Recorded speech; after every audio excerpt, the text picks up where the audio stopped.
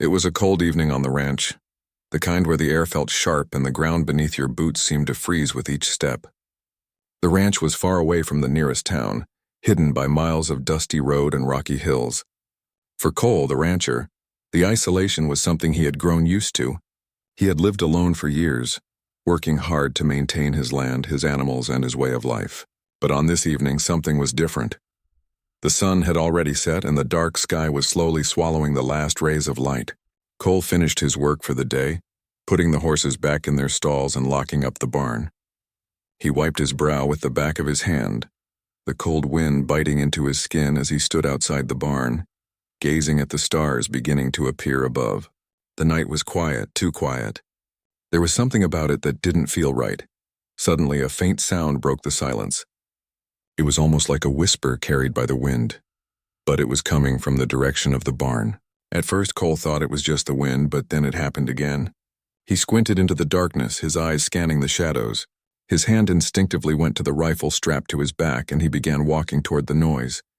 As he drew closer, the sound became clearer, a soft, almost inaudible shuffle. Someone was out there and they were close. Cole's heart began to race. He moved slowly, carefully, making sure his boots didn't make a sound against the frozen ground. He crouched low, staying hidden behind a pile of wooden crates near the barn. Then, through the darkness, he saw her. A woman. She was standing by the barn, her back to him. Her clothes were tattered, barely enough to protect her from the cold. Her hair was matted and unkempt, and her face was pale from fear and exhaustion. She looked like she had been walking for days, maybe even longer. Cole's hand tightened on the rifle. He knew better than to let his guard down, even for a second. The woman didn't notice him yet. He took another step, then froze. He had to think quickly. Was she alone? Was she a thief or a runaway? He couldn't tell. Before he could decide what to do, the woman suddenly turned. Her eyes met his, wide with panic. Her mouth trembled, and for a moment Cole saw nothing but fear in her eyes. "I swear I'll kill you if I have to," she shouted, her voice hoarse, almost a whisper in the cold air. Cole stood frozen in shock. The words hit him like a punch in the chest. His first instinct was to raise his rifle, but something stopped him. The woman wasn't threatening him, she was scared. Her body shook and her hands were trembling, not from the cold but from pure terror. For a moment neither of them moved. Cole's mind raced. What kind of person threatened someone in such a way and still looked so afraid? Was she just desperate, or was there something more to her story? The woman stepped back, her feet stumbling in the dirt as she tried to get away from him. She looked over her shoulder, her eyes darting back and forth as if she was expecting someone to appear at any moment. She looked ready to run, but her body wasn't cooperating. She was too tired, too worn out. "I'm not going to hurt you," Cole finally said, his voice calm and steady. He knew he had to reassure her somehow. "Just tell me what's going on." The woman's breath came in ragged gasps, and for a moment Cole thought she might faint right there. She looked at him again, her eyes filled with fear, but also a hint of something else, a deep sadness. "Please," she whispered. "You don't understand. I have to leave. They're coming for me." Cole frowned. This wasn't just some random traveler or a thief. There was something more here. His grip on the rifle loosened, but he kept it close just in case. "Who's coming for you?" he asked, trying to keep his voice as gentle as possible. He needed to understand what kind of trouble she was in. The woman hesitated, her body stiffening as if she was debating whether or not to trust him. She looked around once more as if checking for anyone nearby, then took a shaky step forward. "They're after me," she said, her voice barely above a whisper. "They killed my family, they—" She broke off, her voice cracking. She couldn't finish the sentence. It was clear she had seen horrors that no one should ever have to endure. Cole's heart softened. He had seen too much of the same violence in the past. Outlaws, thieves, and bandits all willing to do anything to get what they wanted. He had lost people he cared about too, but this woman, standing in front of him alone and afraid, she was different. "I didn't ask for this," she continued, wiping her eyes with the back of her hand. "But now I'm all that's left. If I don't run, they'll find me. They'll finish what they started." Cole took a step closer, his boots crunching on the ground. He couldn't imagine what she must have gone through. Her story was clear now. She was running for her life, trying to escape from people who had already taken everything from her. "Where did they come from?" he asked, his voice low and steady. "Who are they?" The woman shook her head. Outlaws. They've been hunting me for days. I've been hiding in the hills, but I can't keep running forever. They'll catch me, Shh, Cole said, holding up his hand. He knew she was scared, but he couldn't let her talk herself into a panic. You don't need to say any more.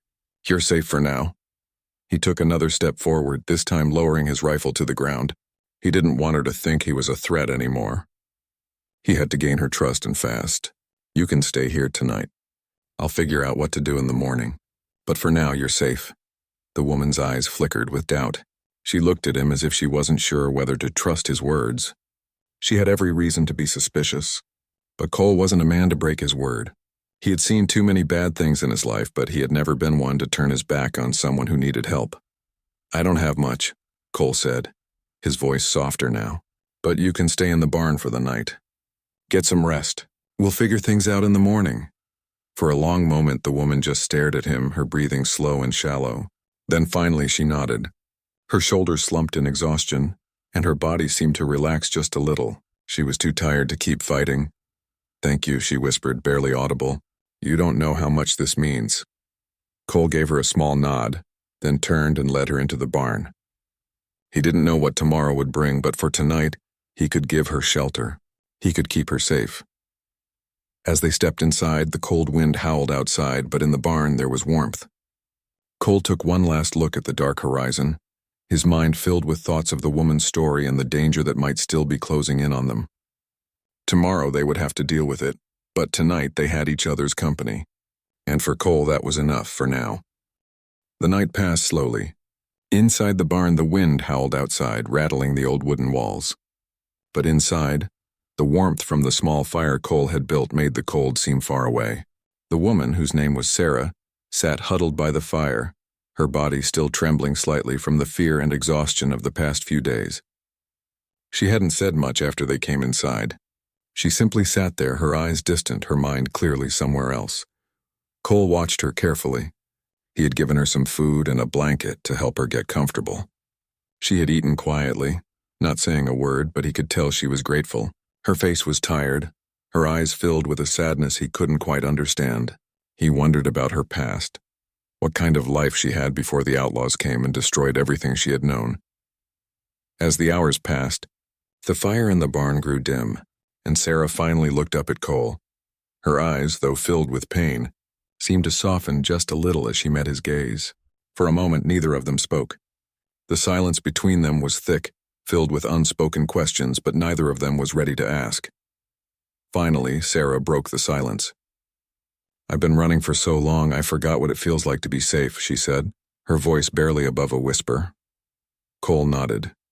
He understood. The fear in her voice was clear, and he could see the deep pain in her eyes. She had lost everything, and now even her safety was uncertain. You're safe here for the moment, Cole said quietly. But we need to think about what happens next. Sarah looked down at her hands clasped tightly in her lap. I don't know what to do, she said, her voice breaking slightly. They'll keep coming after me. No matter how far I run, they won't stop. Cole frowned, his mind racing.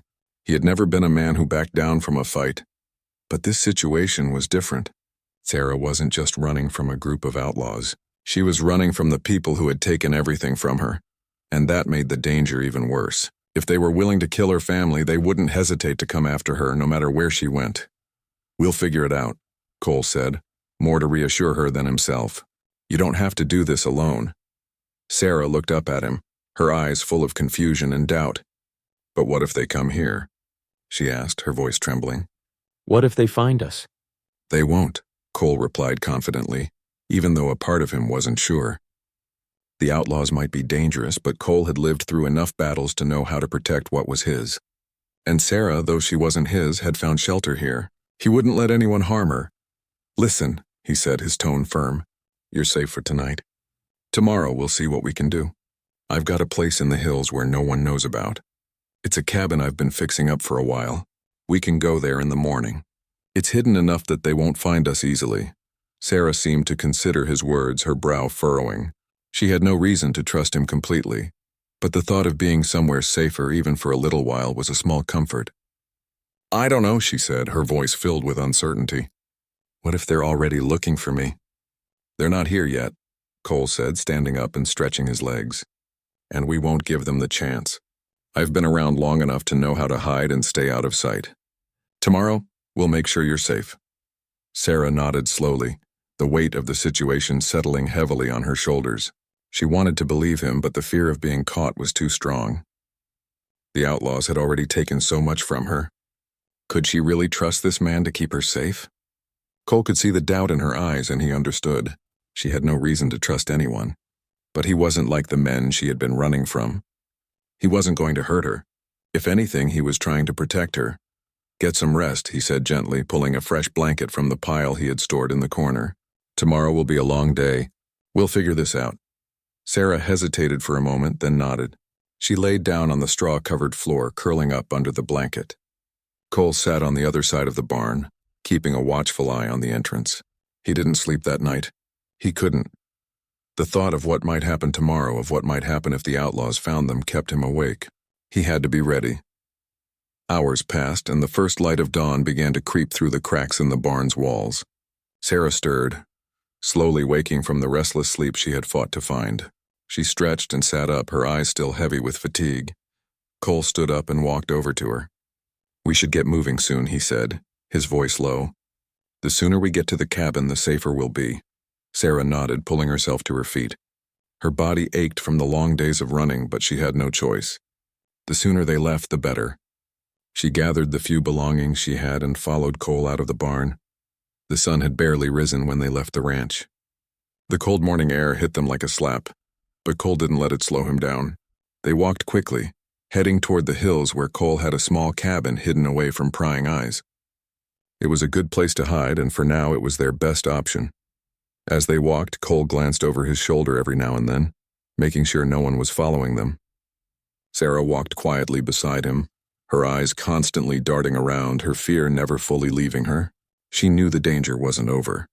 Even though Cole had promised her safety, the fear of being caught still lingered in the back of her mind.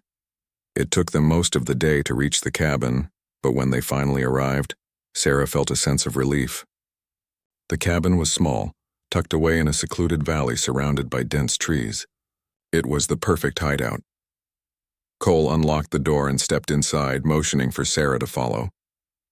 The inside of the cabin was simple, just a few chairs, a table, and a small stove in the corner. But it was warm, and that was all they needed for now.